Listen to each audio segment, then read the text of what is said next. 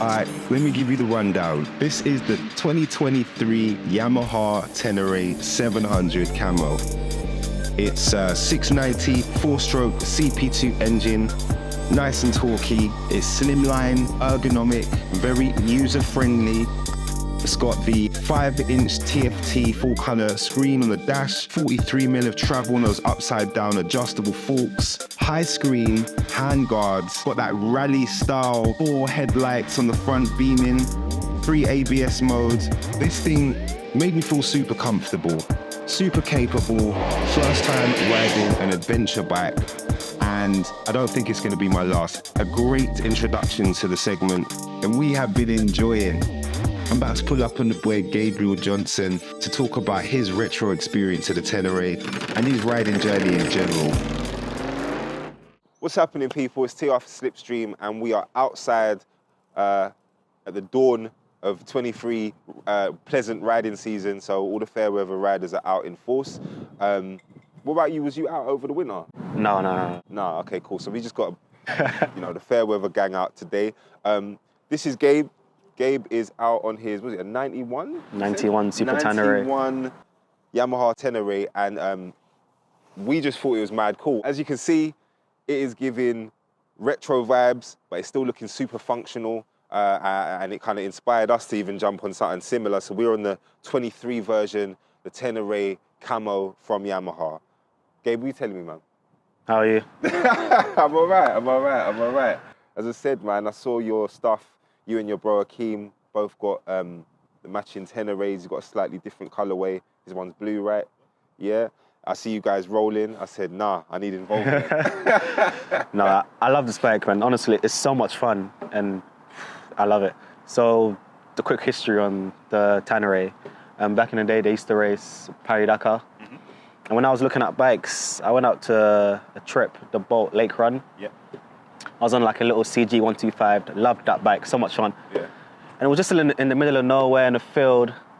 And at night, I saw 2 bikes, and they were just so high above all the other Harleys and Triumphs. Yeah. And it was a Super Ténéré and a Audio 3 Africa Twin. And at that point, I was like, I fell in love. What are these bikes? I didn't know what it was. Yeah. So I done my history and my research, and I found out about the Paris-Dakar and how it works. And then I just fell in love even more.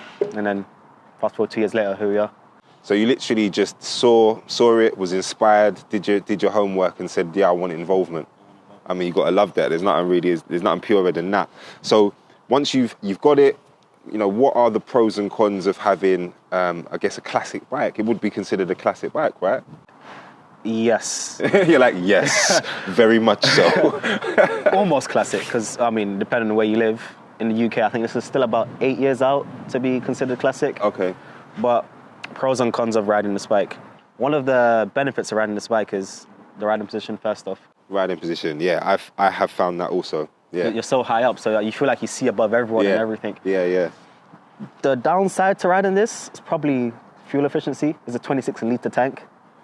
So in our modern climate, it's not very, practical. You're saying cost of living is slapping you. Yeah, exactly. So, I cry every time to go to the gas station, but apart from that, it's good. Yeah, my pocket's not so much, but the bike, Yeah. I mean, well, what you lose on fuel efficiency, I think you gain in cool points. Earlier, I moved the bike literally just to position it, and I said to Rose behind the camera, it just feels characterful. Feels like I smoke Marlboros. Do you know what I'm trying to say? Like, it feels like I've just got the celebrity stubble. I've got the handkerchief on my head. I'm doing the desert thing. So yeah, you definitely gain cool points. What I really enjoy about this style of bike is, as you said, you're high up, lots of suspension travel, loads of visibility. There's not a crazy amount of power like super bikes, but more than enough power to have fun, to get yourself out of trouble, and to feel the road when you're riding.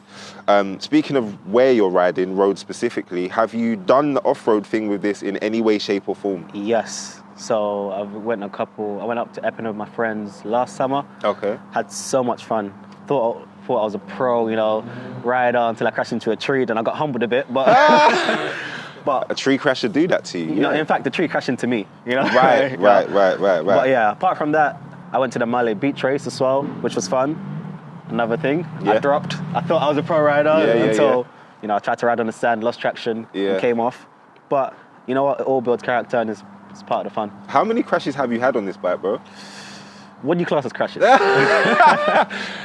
Any contact with the floor that was unplanned? I might have to call my lawyer for that one. I say less. Man's pleading the fifth. I feel you. I see you got the crash bars and stuff, which I thoroughly do not have. So let's try and keep the bike intact. I mean, I feel like it's. I think it's appropriate that we see this in its natural habitat, as well as this Tenere, and we can see what your skills are made of. So we're going to go and do some light off-roading. Some aesthetic off-roading. Aesthetic off-roading? Yeah. We're not trying to... Are there any trees involved? There will be trees. Okay. Please avoid the trees. I'll try to. As I said, this is not a pro-adventure piece of content. No one here is pretending to be a Dakar rally racer. Definitely respect the discipline and understand that, you know, the skill sets that we do and don't have. But ultimately, I'm inspired by someone jumping out into outside of their comfort zone, getting into something that, you know, they didn't really have any involvement in prior to, and it's inspired me to do the same. So we're gonna go and do some off-road stuff. You down? Yep, let's do it. Say less.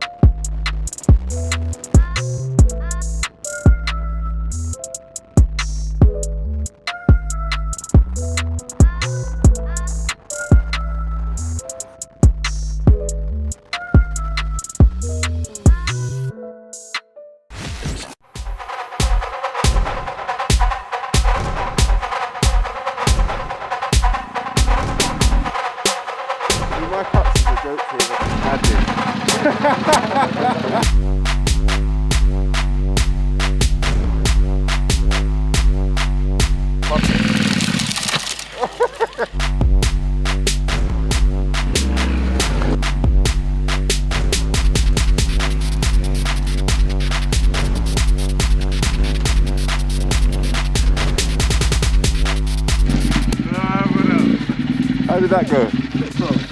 The back end just feels like you're on slicks. Yeah. I feel like you went too far into the mud.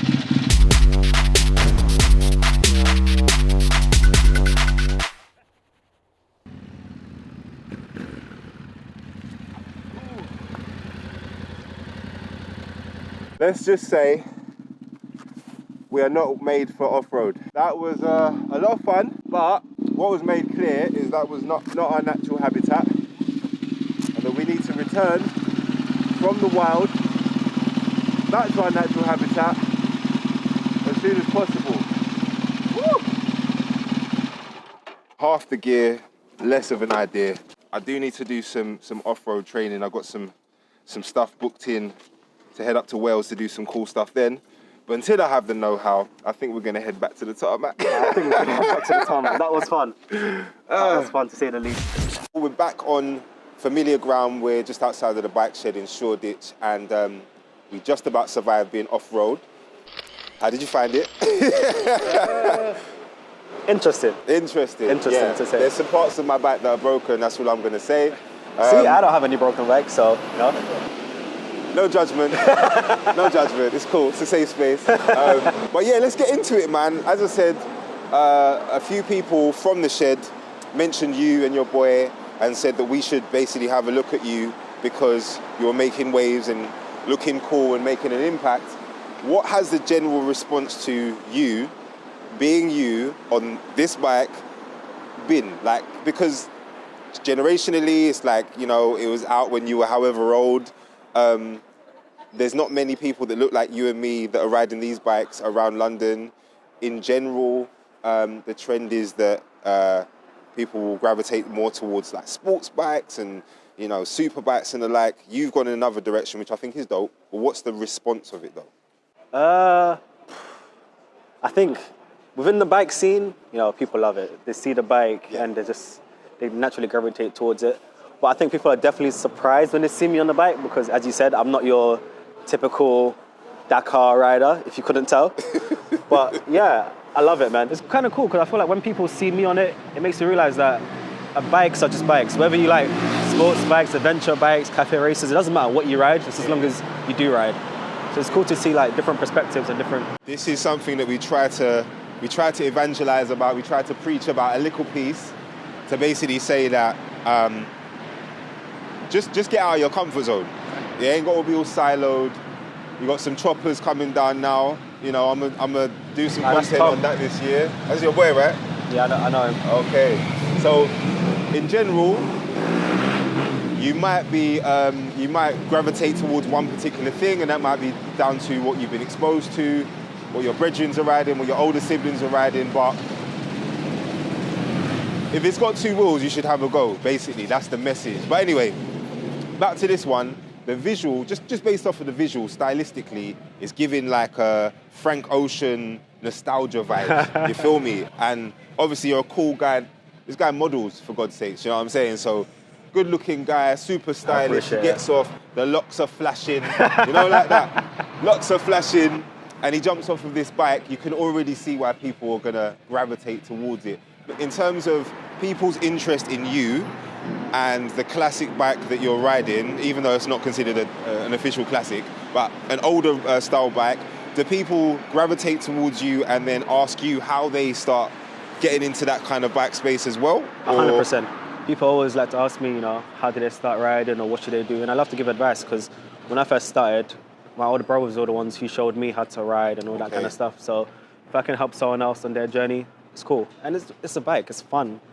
You know, you get out, ride, summertime, you know, I like to call it white t-shirt rides because white t-shirt rides. You just have your white t-shirt. Hashtag squidding. So you said that you used to ride a Vespa. Did you jump from a Vespa onto this? No. Okay, cool. I jumped from a Vespa onto a Honda CG, which I absolutely loved. It was, honestly, I missed that back so much. So what CC was the Honda CG? 125. So we went from a 125 to a 750? Yes. Okay. So what advice or what can you tell younger, less experienced riders about your experience going from such a low capacity bike up to a 750? What did that look like? Do it. Honestly, like, I'll say do it. At first it'll feel intimidating, but then you'll get used to it, and just like a wild horse, you'll learn to tame it. Okay. Well, all I can say is I had a little go of it on some off-road environments, some country lane environments. I guess the biggest thing that I could tell between them was the gearing. Obviously, one's a 700, one's a 750. But the gearing on the 750 of the older bike, there was a definitive power band. It's like it kicked in, and it felt like you were riding a crosser. It was like, yeah, I wanted to lift. It felt like an old school dirt bike. Yeah, old school dirt bike, a lot more aggressive, slightly less user-friendly, very analog. But it felt like it had a charm to it, a personality to it, a grit to it that again made me feel like I smoked Marlboro, like in a real way. And that's why I love old bikes, because I feel like, especially carbureted bikes in general, there's so much soul, which I feel like now is lost. So I think what we can round it off at is that there's no right or wrong answer when it comes to riding, right? 100% no. If you're on twos, you're part of the crew, yeah? You're part of the family, that's it. The pros and cons or the differentiating factors between these two generations, where one might have the smoothness, the ease of use, probably the performance. The other one has the charm, it's got the soul, it's got the feeling that makes you feel like you're doing something that most people can't do. Is that accurate? That's a very accurate description. My guy. All right, cool. Listen, thank you for today. Thank you for coming out. Thank you for being brave enough to risk your life. We literally went out into the fields, into the ruts and wherever we were not supposed to be wearing what we're wearing. Very little safety gear. We are still small enough to be that gorilla. Which also isn't advised, you know. Always wear your gear. Huge disclaimer, don't follow TR and Slipstream. Yes. Yeah? But at the same time, do follow TR and Slipstream. Follow us on Instagram, follow us on YouTube, and we'll see you on the next one.